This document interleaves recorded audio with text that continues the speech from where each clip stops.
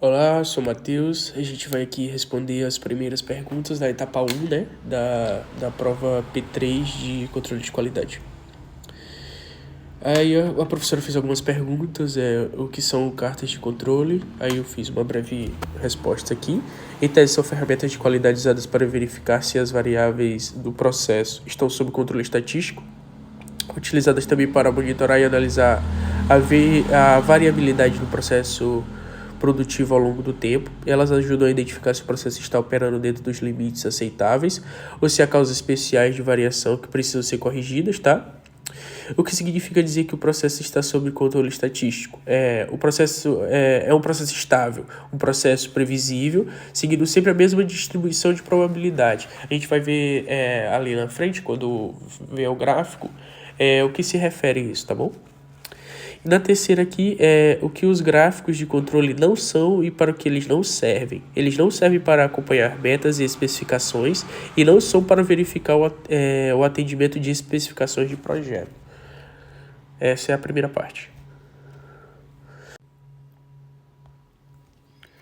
Tá, partindo da parte 2 do processo de enchimento de vasilhames, cujo valor gira em torno de 200 ml, tá bom, aqui é a parte da coleta de dados, tá ok? E a gente vai estar solucionando aqui o que a professora pediu. Seguimos aqui para nossa planilha, tá? Lembrando que ela tá pronta porque eu já fiz refazendo, né, novamente. Vamos explicar por partes. A parte inicial seria da coleta de dados de amostra das 25, tá? Das 25 amostras com 5 medições realizadas. Aqui a gente observa X1, X2, X3, X4 e X5, tá? Lembrando que essas 5 amostras, na verdade não amostras, né? Essas 5 variantes aí, elas vão afetar o nosso trabalho daqui para frente. Dessas 5 medições, na verdade, realizadas, tá? Vamos estimar os parâmetros, então. Aqui a gente parte para o cálculo da média, né? Que fórmula, calculamos a fórmula da média em si, né? E calculamos, selecionamos, e ele já calcula a média. É só repetirmos, tá? É só vir aqui, ó, e selecionar de 1 a x1, x2, x3, x4, x5 de 1, que ele vai calcular a média automaticamente, como se apresenta aqui nessa aba, tá? Prontinho. Isso repetido em todas as outras. É só repetir. É só repetirmos o mesmo processo por linha, tá? Aí calculamos a média de cada um. Tá bom? Essa é a parte número 1. Aí a gente parte para o cálculo da amplitude, tá? Que a gente calcula também por linha, que seria a variação do máximo para o mínimo. E a gente calcula a diferença mesmo do valor, do maior valor da amostra, menos o menor valor da amostra, que é do máximo e do mínimo, como se apresenta aqui na caixa, ó, aqui com a fórmula, tá bom? Da amplitude. Isso repetido por linha em cada um dos 25, tá? Ó, até no caso do 25, esses aqui é o máximo e mínimo, que vai gerar a nossa amplitude, que é o final. Essa aqui é a média, essa é a amplitude, no caso do número 25. Depois disso, lembrando que são feitos por processos. Eu iniciei fazendo a média, primeiro a coluna das médias, média aqui, ó, coluna das médias, com a fórmula aqui embaixo, tá? A gente vai selecionando, logo em seguida a gente parte para amplitude. Vamos ignorar essa parte aqui por enquanto, tá? A gente partiria agora para a média geral. O que seria a média geral? Tá, então a gente parte para a média geral. A média geral nada mais é que a média, essa média aqui, ó, de todas as médias, tá? Ou seja, a média da coluna das médias, tá? Selecionando toda essa coluna G, que como a gente pode ver aqui em cima, a coluna G. A coluna das médias, a gente tira a média de toda ela aqui, ó. Processo bem tranquilo. Ó, média. Vocês podem olhar até aqui embaixo, a média, 200, bem aqui embaixo aqui, ó. É esse mesmo valor. É só tirar a média das médias, a coluna geral. Aí a gente parte para a média das amplitudes, né? Que seria o R barra, que nosso R barra que a gente vai usar na hora de plotar nosso gráfico também do R barra, que nada mais é também do que a média da coluna das amplitudes, essa que a gente já calculou. Vocês podem olhar aqui embaixo que tem aqui na célula aqui marcado, média de tal coluna. A gente vem aqui na média das amplitudes, mesmo processo, tá? Ó. Ela nos dá a média. Logo lá embaixo, tá? Se apresenta como o mesmo valor. Média da coluna, tá? Da R barra das amplitudes. Continuando o nosso processo, a gente vem aqui para as constantes D2 e D3, tá? Como vocês podem ver, constante D2, constante D3. Ah, da onde surgiu essas constantes, tá bom? Por que são esses valores? A gente vem aqui, ó, nas constantes. A gente pode constar aqui para N igual a 5, que é o nosso caso, que a gente calculou 5 vezes 5 estágios para cada amostra, né? 5 medições, na verdade, realizadas. A gente tem para tal, para N, a constante D2, esse valor, e a constante D3, esse valor, tá? Então, por isso que são essas constantes. Elas são constantes, invariáveis no momento, tá bom? Para N igual a 5, como a gente mostra aqui. Partindo para o desvio padrão, lembrando que a gente faz por partes aqui, tá? Estou explicando parte por parte. O que seria o desvio padrão nada mais é do que o R barra, nosso R barra aqui, sobre D2, nossa constante D2, tá? Ó, pode ir mostrando a célula lá embaixo, que é a divisão entre eles, tá? Nosso R barra sobre D2, que dá o nosso desvio padrão, tá bom? Aí, logo mostro que o N é o número 5, né? E a gente segue. Vamos agora partir para os limites de controle, né? Lembrando que aqui tá pronto, mas a gente tá, porque eu já fiz e a gente tá fazendo por partes, tá? Refazendo, na verdade. O limite superior de controle, que é o nosso x barra, que ele vai ser o quê? O que vai ser esse x barra? Porque dá esse resultado aqui. A gente pode olhar aqui na célula, aqui embaixo está. É a média geral mais 3 vezes, tá? O desvio padrão sobre a raiz de n, que é o nosso número 5. O desvio padrão, esse aqui, tá? Esse vai ser o nosso limite superior de controle. A linha média vai ser a própria média geral, essa aqui que a gente já retirou lá da coluna, né? Que a gente fez a média da coluna, vai ser o mesmo limite geral. Já o limite inferior de controle é igual ao superior, mesmo processo que a gente fez esse cálculo aqui, tá? Só que com sinal de menos, ó. Vocês podem notar que a diferença desse para esse é o sinalzinho de menos ali na nossa célula, tá bom? Igual ao superior, só que ele é com sinal de menos. É a média geral menos 3 vezes o desvio padrão sobre a raiz de n. Assim, a gente finaliza os limites de controle, tá? Que eles são iguais para todas as amostras, tá bom? Aí a gente pega esses dados aqui. Pega esses dados aqui, tá? E a gente plota não ainda, na verdade. A gente joga aqui nas colunas, ó. Faz eles igual, trava e distribui. Até... deixa eu diminuir o teclado aqui. A gente parte daqui, ó. Trava eles aqui em cima e distribui. Eles são iguais, tá? Até a 25ª. Tá bom? Eles 3 aqui. Por que a gente faz isso aqui? Porque a gente distribui nas barras. Nas colunas, perdão. Para poder plotar o gráfico, que será o próximo passo. Então, para plotar o gráfico, a gente adiciona esses valores aqui, tá? Esses valores aqui. Seleciona... a gente coloca eles em colunas. Replicando até as últimas amostras. A gente trava e replica, né? Trava os 3 aqui e replica até a última amostra, que é a 25ª, tá bom?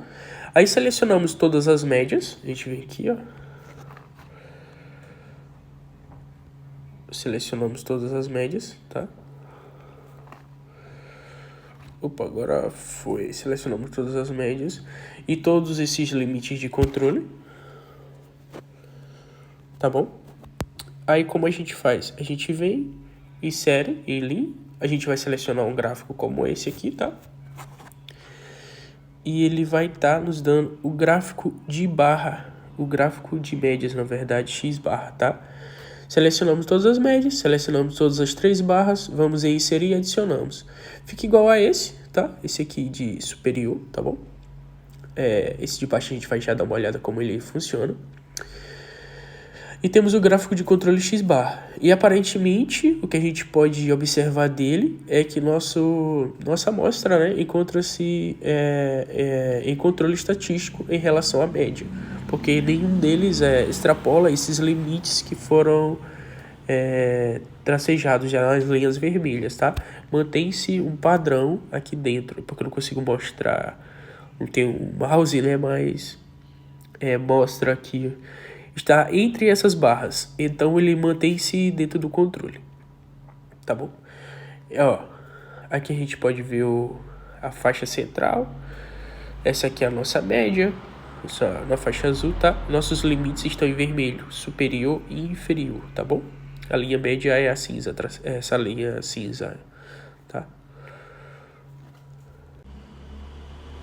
Em seguida, depois de tracejar o primeiro gráfico, a gente vai para os limites de controle do gráfico R, o gráfico das amplitudes. É a mesma estrutura, só que em relação, na verdade, ao gráfico R. O limite superior faz essa mesma estrutura aqui, tá?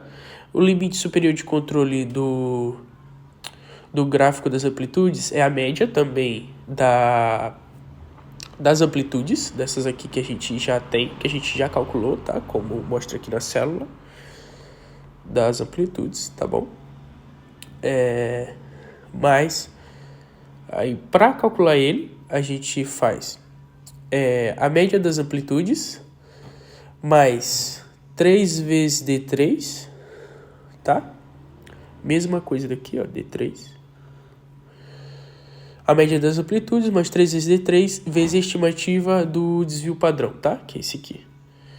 Pode ver que na hora que a gente seleciona, ele seleciona qual célula a gente está na fórmula, qual célula a gente está tratando. Q5, Q6, essa aqui de baixo, Q6, pronto. É isso. Então, o limite superior de controle do gráfico das amplitudes será a média das amplitudes mais 3 vezes D3 vezes a estimativa do desvio padrão, tá bom?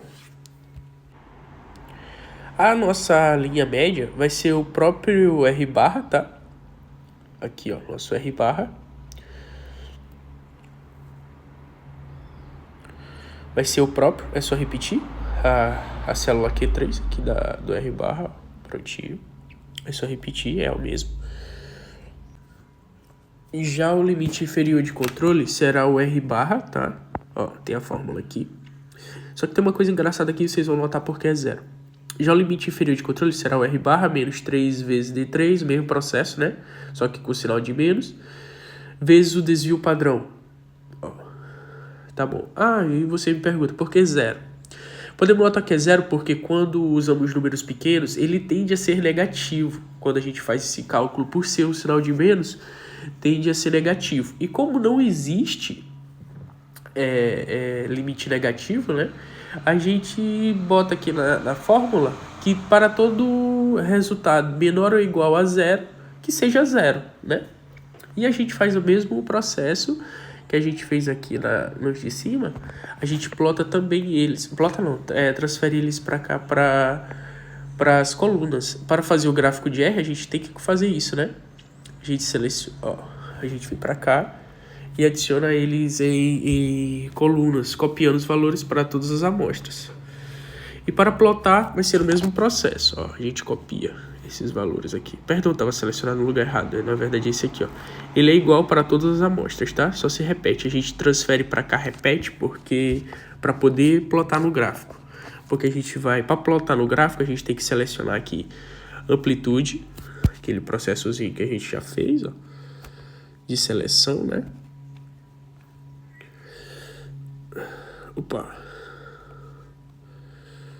De seleção e transfere todos eles, na verdade.